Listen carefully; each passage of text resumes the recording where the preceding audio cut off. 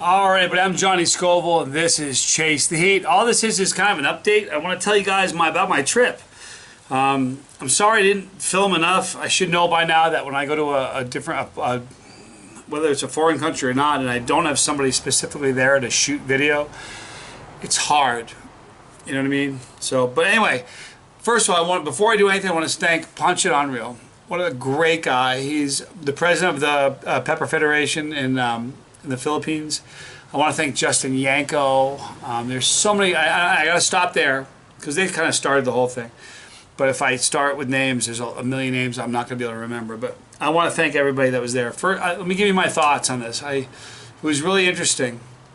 I feel kind of bad. I want to apologize for my cranky attitude. You guys may have not seen this on YouTube. I did a live feed on Facebook, and I was really kind of grumpy. I secured an aisle seat for it's a 16-hour flight from LAX to Hong Kong.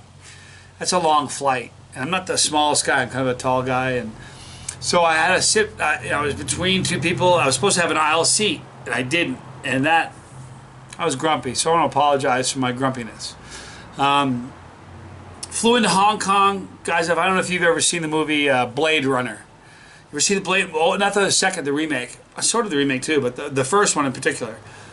Foggy and smoky and billboards and signs, and when I flew in, it was sort of like flying into a movie set. It was beautiful. It was incredible. I have to tell you, the Hong Kong airport is one of the most. It looked like they made the airport. It's gonna sound arrogant, but it's almost like they made it for me. And like 3 minutes before I got there, they said, "Open it up. He's here." It looked brand new. It was the most beautiful, amazing airport you've ever seen. The cleanest, most orderly, structured airport you've ever seen. I mean, huge. There's one, I'll never forget it. There's this one countertop. I shouldn't say one, several, all over the place in this airport, where it's free Wi-Fi, free computer use. There's a computer, keyboard, and a mouse. Hundreds of them everywhere. I was thinking to myself, how wonderful that is. Imagine that in America, that somebody would walk off with it. They tried to anyway. This was an incredible airport. Flew into Manila. I was greeted by the greatest people, and you know, look, here's the deal, you guys. You know, I'm not comfortable with celebrity at all, because I'm not. I'm just a chili head. You know what I mean? But everybody there made me feel like I was a rock star, like I was like Tom Cruise or something. Everywhere I went, you know, we went to. I met some great guys. I don't remember all the last names, but Harold and friends of Justin and Ponchit, Harold and Francis. These are great people, you know. And at one point, I think it was the second night there. It's just an amazing city, beautiful, incredible to look at. But I think the second night there, Francis said to me, "Do you like craft beer, Johnny?" I'm like, "Yeah, I love craft beer. Who doesn't like good craft beer, right?" Well, I mean, there's probably a lot that don't, but I do. So I said, "Yeah." He goes, "There's a great new place here that has craft beer." I said, "Really?" And he went, "Yeah." So I said, "Let's go there." So we went there, and we opened the door, and the bartender behind the counter, his name is June. I know now. I have a product of his I'll be reviewing. But he goes, "No way, Johnny Scoville." Stuck his hand out to shake my hand. I thought that Francis that I was with kind of called him, and they were buddies, and he goes, "Hey, I'm bringing Johnny Scoville there." So I shook his hand, and it was really neat, and he didn't. They didn't know each other. That guy he was a chili head. Not only is he a chili head, behind the bar he had a jar in a bag of a garlic pepper oil sauce he makes, which is, I don't want to ruin it. I'm going to be reviewing it soon, but he recognized me, and that's always weird for me when I'm recognized somewhere else. I'm just a normal guy, you guys. I know you know. Anyway, it was incredible. Then the day of the event, we went to the event center, and well, before the event, let me talk about some of the food we got. In America, food to me is, not to me, but it seems, now that I've been to several different countries, but it seems that food is simply a pit stop for fuel to make sure you can keep going, you know what I mean? But in different countries, and especially in the Philippines, it's an event, it's special. You know, in America, I mentioned this to Justin and Francis and Harold. If you go to like a restaurant in America, when you sit down, they treat you differently. It's kind of a funny thing. If you're drinking alcohol, this is what I've learned. Maybe I'm wrong, but in America, if you're drinking alcohol, they're slower. They want you to keep drinking because that's where their money is. And they, you know, but if you're not in America, I've experienced this. If you're in America and you go to a restaurant and you're not drinking, straighten this camera out, I'm sorry, and you're not drinking alcohol, if you just order a meal with water or Coke or whatever, their mindset of the man, they're coming by, they want to rush you out of there, they want to get your butt out of there and get some more people in that at that station or at that table. You know, when I went to Russia and Ukraine and Belarus, you know, it wasn't like that. You had to like look for a waiter or a waitress and say, I need your help, because they want to leave you alone and let you just enjoy yourself. It's community. It's an experience. So it's like that. They're really wonderful. They just want you to experience their food. But here's the thing. The first day we went to this place for breakfast, the first day there, and had some really unique things. In America, you're like, you don't know the name of it, it doesn't mean a thing. People in the Philippines know. I had something, and I don't want to bum you guys out, so some of the things I'm going to tell you about might bother you. Forgive me. Here's the deal. When I went to the Philippines, I didn't want to go there and be like an American. And what I mean by that, I love America. I'm super proud. You got the American flag tattoo. I didn't want to go to the Philippines, though, and look for a McDonald's or a Burger King, or, you know what I mean, and eat just American cuisine. I want to dive face first right into their culture and experience their culture and meet their people and live like they live and eat the food they eat. And I really want to do that. I couldn't live like they live because they put me in the nicest hotel in Manila. It was incredible. Panchit, I love you, man. Thank you. I can't wait to come back. But let's talk about the food. The first day we went to this place, and I can't remember the name of the restaurant, but they have a soup there called Soup Number 5. Now, if you're watching this and you're not from America or you're from a different country, you're like, okay, what's Soup Number 5? If you're from the Philippines, you're going, oh, no way, Johnny ate Soup Number 5. It's a soup, and in it is, quite honestly, it's just like reproductive organs of animals. Testicles, ovaries, and uterus, and penis, but I gotta tell you, the soup was so amazing. If you didn't, again, I've said this on previous videos, but in America, you know, I don't know, you know, God's pretty amazing and He didn't make any mistakes, but our head is here and our taste buds are here. In a perfect world, maybe they would flip-flop. Or not that your taste buds are up here, but maybe your mind is down here. You think from here, because sometimes like you'll think of a certain food, and you're like, oh. But if you just taste it without knowing, without thinking, you'd be like, oh, this Soup Number 5 was so delicious. I had, at one point, here's my bee buzzing the tower. You missed me. There's a bee that keeps buzzing me when I'm doing my videos. But I had something called, I wish I had my phone. I should show you pictures. I'm not good at editing. I can't like edit photos into videos. I'm sorry. But they had something called, I don't remember the name of it was. It's a blood soup, which sounds gnarly and gross. But I've got to tell you, for like Americans, if you had like broth from a great pot roast, this was so delicious. They had these little rice cakes about this big, and you take the rice cake and dip it into the soup, and it was, had a bit of an unusual look to it, because it didn't look like normal beef stew. It had kind of a funky look to it. But I can't begin to tell you how good it smelled and how good the taste was. It was just exquisite. I mean, top shelf. I feel like we waste in America. We waste so much of the animal. We just kind of like, we waste a lot. We're wasteful. And don't get me wrong. I'm not one of those people who's ever going to bash America. I love America. Golly, I love America. So I'm not one of those guys going to dump on our country. But we waste a lot of an animal. Excuse me. You know the fog there? Not fog, pollution kind of got to me. I had my inhaler. I used it a lot there, which I don't usually use much here. But I had something called Sig, S-I-S-I-G, Sig. And what it is squid and pig face. And they serve it on a platter with a fried egg, sunny side up. And what happens when it comes, you just kind of mix it all together and people share it. It's a very social sort of thing. I could eat that every day of my life and never get bored. It was so tasty and so delicious. And as I'm eating, I'm thinking how different we are in America. I had, I think of some of the other interesting things I had balut. Now balut, a lot of people in the Philippines, they love it. It's a staple there. Excuse me. But in America, it's not so much.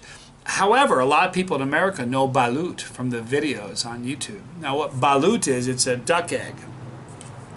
Only it's not, man, when I ate it, it was warm. It's like they are incubating this thing. It's not unfertilized egg. There's a growing embryo in there. So the way you do it is you crack the top, and they put a little bit of salt in it, and there's liquid in there, and if you look in it, you can see veins, and depending on what kind, there's a few different kinds of balut. Some has, you can see feathers, and it can be unsavory if all you do is live here. If you live here, it's not so bad. What you do is you crack the top, put a little bit of salt, and then you drink. They call it the embryo fluid, or it's like brine. But I had such a trouble with it. I got a tattoo there, which is really neat. I'll show you a better close-up picture of it. It's an incredible tattoo. I'll explain it in a second. But I ate a balut the same night I was getting my tattoo. I got my tattoo at Epidemic. Sammy, love you, dude. My guy right there. But interesting. I said I want a tattoo that really represents the Philippines. And I think if you were a tattoo artist, and every single time you do a tattoo that I want this, and you got to draw on the lines, and I want this, you're just kind of like working for someone else. But when someone says, what do you want to tattoo on me? Drop something, let's go with it. He drew up a design, sent it to me, I went, let's go with it. And I think that makes it a lot more fun for a tattoo artist. But he was amazing. But anyway, that evening, and his wife was there, and his son, it was just incredible. That night, Justin and Punch was there with me, and Eric. It was just insane. At any rate, we took a break. It was like a 3-hour tattoo. It's a big one. It goes from here all the way down. It's a brand new tattoo, almost to my armpit. It's crazy. But at any rate, we stopped at some point just to give him a bit of a break because he'd been working for a lot. I didn't need the break. I'm into the pain. I'm sorry. But he needed a break and kind of rested a little bit, and we had the balut. And I videotaped this. I have it on videotape. I'm debating whether or not to upload it. Maybe some comments from you guys can let me know. And I'll tell you why I'm a little bit reluctant to. I am because we had a couple beers there, and I'm not like the biggest drinker, but it's a family show, and it's also a tattoo parlor. So there's a few beers visible, so that's we all had a couple beers, so I'm a little bit reluctant to release it. I do have it. I'm debating it. But so they cracked the top of the balut, put a little bit of salt, and I drank the brine, or the fluid in there. And it tasted just like the nicest chicken soup you ever had. It's duck, it's not chicken, but it was just absolutely delicious. Then you peel back more of the egg, and you can see what's going on in there. And again, it goes back to that silly American thing where we think far too much. We live in our heads. Food's different there. It's such an event. No one's in a rush. So I ate the balut. I peeled it back and ate it. And I think if I looked a lot, if I stared at it, it was troublesome because I have a brain. I can't help it. But when I shut my brain off and just ate it, it really was very, very delicious. So I experienced that. You guys know this. You guys have watched the channel. This is a Microtech Ultratech Switchblade. It's got the dagger blade. This has been my knife that I've used to cut all my peppers on my videos since the beginning. I actually got this is a knife that's known for its reliability. One day I was doing a video and I opened the knife, I cut some peppers, and I went to shut it, and it shut to here. I could feel when I shut it there was something wrong. I didn't want to let everybody know on the video. So I sent it off to Microtech, and they sent me this really funny letter afterwards. They said, we fixed your knife for you. Upon further inspection, there was a seed of some sort. It appears to be a pepper seed. I should read you I think I read it once, or maybe even twice. But they said, we fixed it. Careful, Johnny, with those peppers, because the pepper juice can gunk up a knife. But this has been, I only bring it up because this has been my go-to knife. It's kind of cool. If you look at this knife, it's got the serial number right there at the top, right above my finger right there. And there is where is it? Right above my finger right there. I don't know if you can see it. It's July of 2017. That was a birthday. The day they created it, the year they created it. So I have this. Justin Yanko. my brother. Garapal Hot Sauce, Bad Boy Tick Boy. He's the man behind that. He's a great guy. I spent awesome. Oh, I also ate mangrove worms. Now, before I even show you what I'm about to show you, mangrove worms is something I saw in a video about 2 weeks prior to my trip, and I said, that's it. I want to eat that. And what it is they go to these swamps, these swampy areas. Hi, Alice. Hello. Alice, my neighbor. How's Phil? I just got back from the Philippines yesterday. I'll stop over there tomorrow. I need to tell him all about it. Okay. Good to see you, dear. Yeah. But anyway, these mangrove worms, they have these fallen logs and they crack them open. And there are these long worms. Long worms. Here's the truth to it. They're not worms. Okay? They look like worms. What they are is a mollusk. When the first one I ate at the event center, Whitehall, I ate it and I was like, there were shells. I looked out. The second I saw the shells, I'm like, whatever. It's not a worm. It's a mollusk. When they say it tastes like oysters, no joke. I ate one at the event center. Later that night, I spent the evening at Justin's house with Ben from Bad Boy Tick Boy and Eric and Harold and Justin, obviously, and we just ate a bunch of mangrove worms, and they're not worms. I'm telling you, when I tell you they taste like scallops, or pardon me, oysters, they really do. We had some lemon and some sauce, and I could have eaten them all night long. So I ate those. But anyway, Justin came up to me in the event center, and the reason I showed you this is no longer going to be my go-to knife for my channel. I'm retiring it. Last time you see it. Ready? I'll open it one more time, just there it is. I present to you the new Chasetheheat knife for opening peppers. You want to talk about a work of art. This is the case, the wooden handle for it, or the case I should say, the sheath. Now, you know what, let me do this just so you can see how beautifully this fits in. Watch this.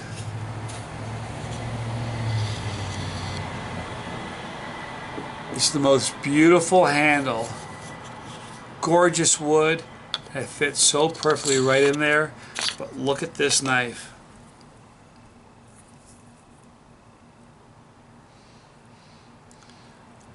It's just the most incredible blade. Now I need to sharpen a little bit more because it's not quite as sharp as I'm going to need it to be.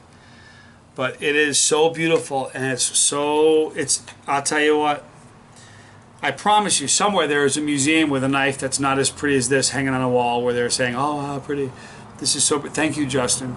So from now on, when I open knives on my channel, when I open peppers, cut peppers open, I'll be cutting open with this, straight from the Philippines, made special for me. So it was an absolutely amazing experience. And I told the people there, and I'm bold, I'm just going to say it, I love America, you guys. You see the American flag there, right? You guys know I'm a patriot. I love the Philippines. I love the people there. The prettiest women on the face of the earth, I think. I'm sorry if that offends people elsewhere. It just is.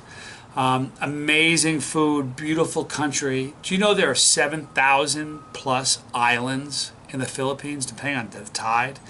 Low tide, there are even more. High tide, there are about 7,000 islands. It was just an amazing experience, and they treated me like, can't tell you how humbling it was. It was the most amazing experience. The weather's incredible. You guys know I live in Reno. This is every day. I think the most boring job on the face of the earth would be a weatherman or a weather person, a weather woman in the state in Reno, Nevada, because every day is exactly the same. There's 5 to 10% chance of rain, but that ain't gonna happen. I don't care what time of the year it is, it's going to be about 80 or 90 during the day. A little bit cool in the wintertime. Drops at night. No humidity. Now, while I like the weather here in Reno, I miss rain. And there it rains, and there's so much beauty there. And when I tell you that I could move there, and that one day I might, I'm not fooling. They're just the most amazing people. So that's kind of a recap of my trip. I want to, again, Punch and Unreal, my brother from another mother. I love your country. you know I'm going to be back. Justin, thank you for everything. I love my knife a lot.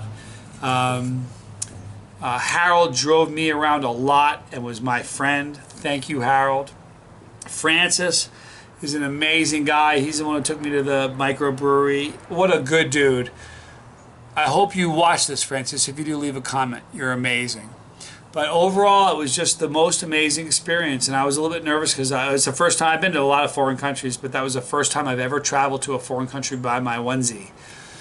You know what I mean? And I'll tell you something. I handled the airport in Hong Kong like a champ. I think I did anyway. I only had one stop to say, I don't know where I am. Point me in the right direction. But it was just a wonderful experience, one that I will never forget as long as I live. I mean it. Boy, you have these amazing. You know, first of all, it was the first vacation I've had in probably 6 years. I worked too much, but this was just the most amazing experience with the most amazing people on the face of the earth. I can't say enough good things about it. So everybody there, I'm sorry I can't. You know why it's silly just to start going with names and thanking people? Because I shook the hands of probably 3,000 or 4,000 people. I had my picture taken 1,000 times. I signed autographs, and all that is very weird for me.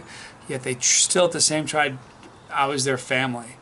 So I feel like right now I have this massive family in the Philippines.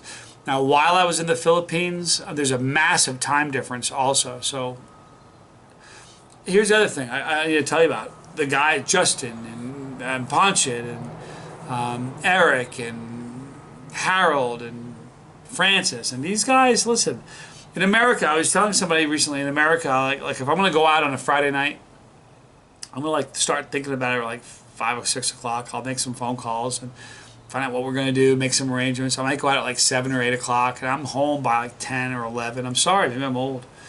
They don't even start talking about what they might do until midnight. 2 or 3 nights, 3 nights I think, I came home when the sun was up. One day, the day I got this tattoo at Epidemic Tattoo Parlor, greatest tattoo shop in all of the Philippines. That night, I came home at 9:30 in the morning. Now listen, I'm not a rock star, and I'm not 25 anymore. I'm double that, and I'm an old dude. But these guys, and I said to one of them, I said, I can't believe you guys live like this. They said, hey, Johnny, we love you. We're preventing jet lag. I thought that was great. So I still think I have some jet lag. Last night I got home around midnight. It took me till 3 to go to sleep, and I needed some help from some sleeping pills.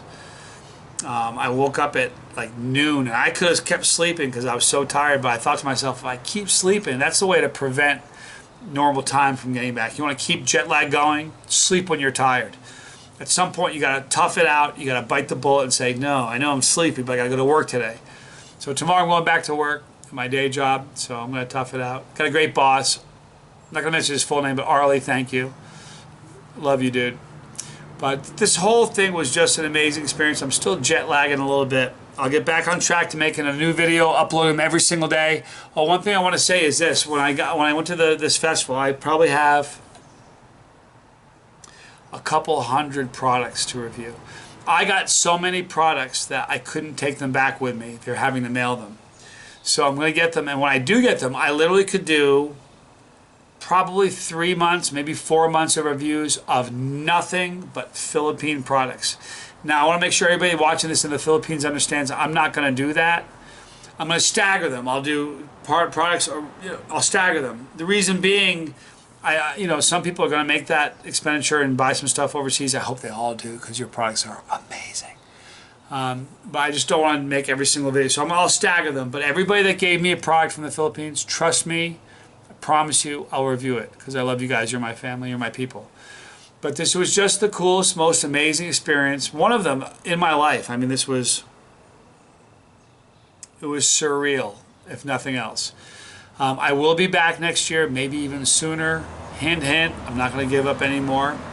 But thank you guys so much. We hit 25,000 family members while I was gone. So I'll be doing the 25,000 subscriber challenge pretty soon. I'm going to try to get situated and kind of mellow out and get back on track. Like right now, I don't know what time it is. Trust me, I don't. Even if I looked at my phone, I don't have it on me right now. It's charging, but not quite sure. I think it's Thursday, and here in America. I'm pretty sure it's Thursday, but I'm not sure of the time. And I'm not on our own time yet. So once I get situated and get back on our own grind here. See, it's late. It's like, I don't know, it's like 4 or 5 or 6 o'clock here. It's probably like my body's telling me I should be in bed. So I'm starting to get a little sleepy. But once I'm back on track, I'll do that 25,000 family member challenge. Let's all get into the habit of not saying subs anymore, because sub is a nasty word. So, you know, I think of sub, I don't think of the thing that goes underwater. You know, the submarine. I don't think of that. For some reason, when I hear the word sub, I think of subordinate. And I don't have subordinates. My kids aren't subordinates. They're my family. I don't have subordinates. Nobody works for me. I have people that work with me, but I don't. Desiree doesn't work for me. She works with me. So I don't have subordinates. So I don't have subs. We have family members. The Scoville family is strong. It's worldwide. It's growing. And this whole channel is because of you. There is no Johnny Scoville without you. You guys know that? So thank you. The next stop, Australia. I'll take you all with me. I'm going to try to bring Desiree with me to Australia. So, you know, I'll have somebody there filming on the regular so we can do a lot more uploads. But I love you guys. Thanks for being patient. We're back on track with new uploads every day. Thank you for watching. Oh,